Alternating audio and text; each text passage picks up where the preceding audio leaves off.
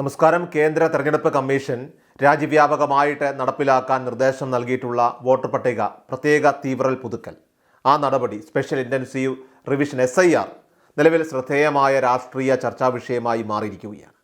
ഡൽഹിയിൽ നടന്ന ഉന്നതതല യോഗത്തിലാണ് കമ്മീഷൻ സംസ്ഥാനങ്ങളിലെയും കേന്ദ്രഭരണ പ്രദേശങ്ങളിലെയും മുഖ്യ തെരഞ്ഞെടുപ്പ് ഓഫീസർമാർക്ക് ഈ നിർണായക നടപടിക്ക് അന്തിമ രൂപം നൽകാനുള്ള നിർദ്ദേശങ്ങൾ നൽകിയത്. ഔദ്യോഗികമായിട്ട് വോട്ടർ പട്ടികയിലെ പിശകുകൾ തിരുത്തുക, ഇരട്ടിപ്പുകൾ ഒഴിവാക്കുക, പുതിയ വോട്ടർമാരെ ചേർക്കുക എന്നിവയാണ് SIRൻ്റെ ലക്ഷ്യങ്ങളായിട്ട് പ്രഖ്യാപിച്ചിരിക്കുന്നത്. എന്നിരുന്നാലും തെരഞ്ഞെടുപ്പ് അടുത്തിരിക്കുന്ന അസം, തമിഴ്നാട്, പുതുച്ചേരി, കേരളം, പശ്ചിമ ബംഗാൾ തുടങ്ങിയ സംസ്ഥാനങ്ങളിൽ ഈ പ്രക്രിയ അതിവേഗം നടപ്പിലാക്കാനുള്ള നീക്കം ജനാധിപത്യ പ്രക്രിയയുടെ സുതാര്യതയെക്കുറിച്ചും നിഷ്പക്ഷതയെക്കുറിച്ചുമുള്ള ഗൗരവമായിട്ടുള്ള ചോദ്യങ്ങൾ ഉയർത്തുകയാണ്.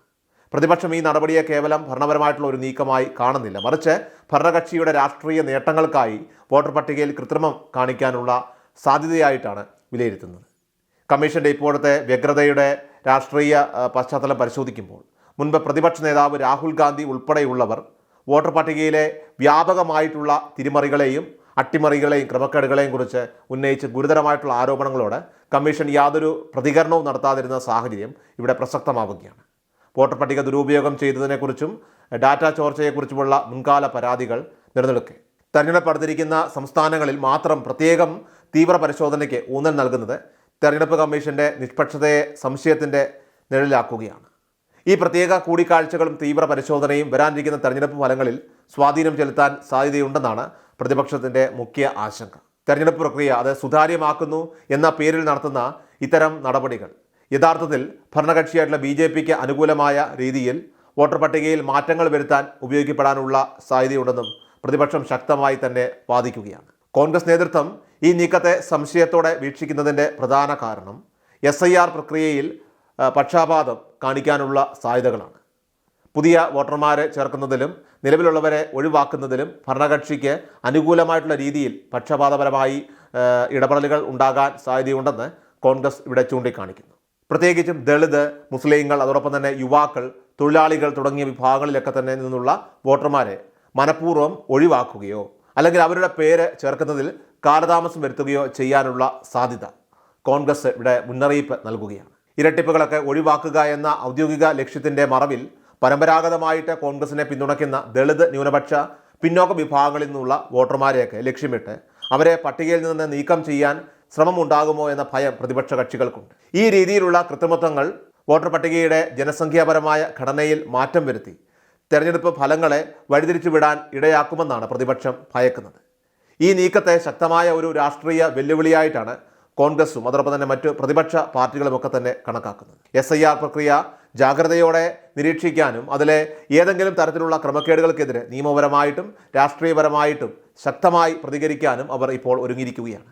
ഇതിൻ്റെ ഭാഗമായി ബൂത്ത് തലത്തിൽ പാർട്ടിയുടെ പ്രവർത്തകർ വോട്ടർ പട്ടിക പുതുക്കൽ പ്രക്രിയയിൽ സജീവമായിട്ട് ഇടപെടാനും പുതിയ വോട്ടർമാരെ ചേർക്കുന്നതിനും അതുപോലെ തന്നെ അനർഹരെ ഒഴിവാക്കുന്നതിനും വേണ്ടി പ്രവർത്തിക്കാനും കോൺഗ്രസ് ഇപ്പോൾ നിർദ്ദേശം നൽകിക്കഴിഞ്ഞു. കൂടാതെ വോട്ടർ പട്ടികയിലെ ക്രമക്കേടുകൾ കണ്ടെത്താൻ നിയമപരമായിട്ടുള്ള എല്ലാ മാർഗങ്ങളും തേടാൻ, അതുപോലെ ആവശ്യമെങ്കിൽ കോടതികളെ സമീപിക്കാനും കോൺഗ്രസ് മടിക്കില്ല.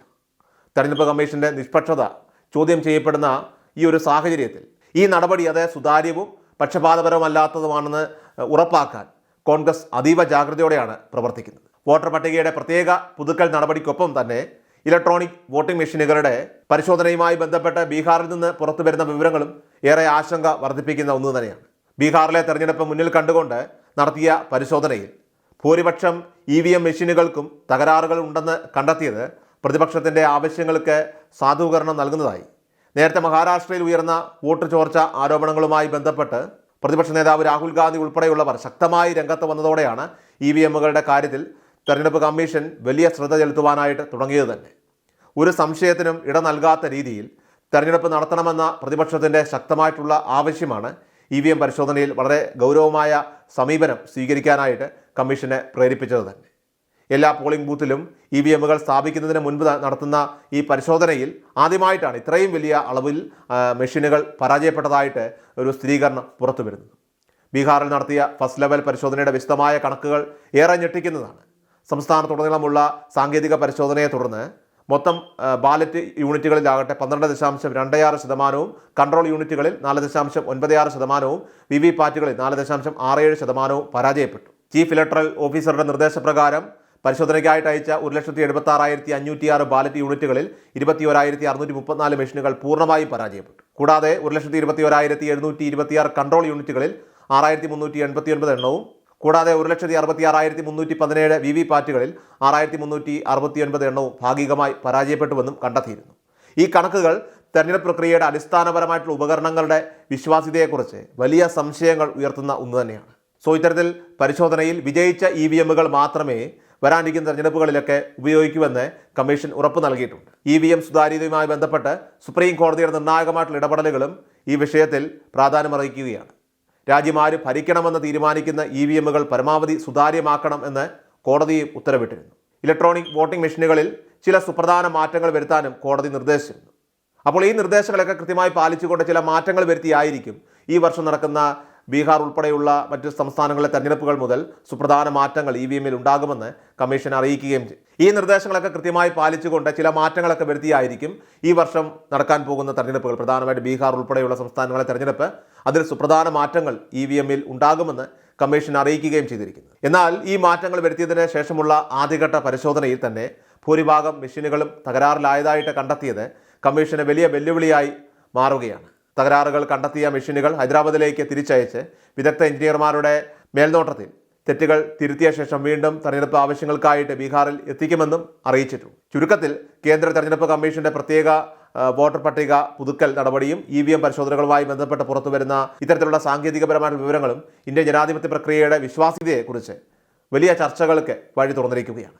ഒരു വശത്ത് തെരഞ്ഞെടുപ്പ് അടുത്തിരിക്കുന്ന സംസ്ഥാനങ്ങളിൽ മാത്രം തിരക്കിട്ട് നടത്തുന്ന വോട്ടർ പട്ടിക ശുദ്ധീകരണം രാഷ്ട്രീയപരമായിട്ടുള്ള ലക്ഷ്യങ്ങളുള്ളതായിട്ട് പ്രതിപക്ഷം സംശയിക്കുന്നു. എന്നാൽ മറുവശത്ത് തെരഞ്ഞെടുപ്പിന് ഉപയോഗിക്കേണ്ട ഇലക്ട്രോണിക് വോട്ടിംഗ് മെഷീനുകളുടെ ഉയർന്ന പരാജയ നിരക്ക് അത് സാങ്കേതികമായിട്ടുള്ള വെല്ലുവിളികളാണ് ഉയർത്തുന്നത്. അപ്പോൾ ഈ രണ്ട് വിഷയങ്ങളും തെരഞ്ഞെടുപ്പ് കമ്മീഷന്റെ നിഷ്പക്ഷത, സുതാര്യത, കാര്യക്ഷമത എന്നിവയൊക്കെ തന്നെ ചോദ്യം ചെയ്യുന്ന തരത്തിൽ പ്രതിപക്ഷ കക്ഷികൾ രാഷ്ട്രീയ ആയുധമാക്കുകയും സുതാര്യമായ തെരഞ്ഞെടുപ്പ് പ്രക്രിയ ഉറപ്പാക്കാനായിട്ട് ശക്തമായ പ്രതിരോധം തീർക്കുകയും ചെയ്യുമെന്ന കാര്യത്തിൽ സംശയമില്ല.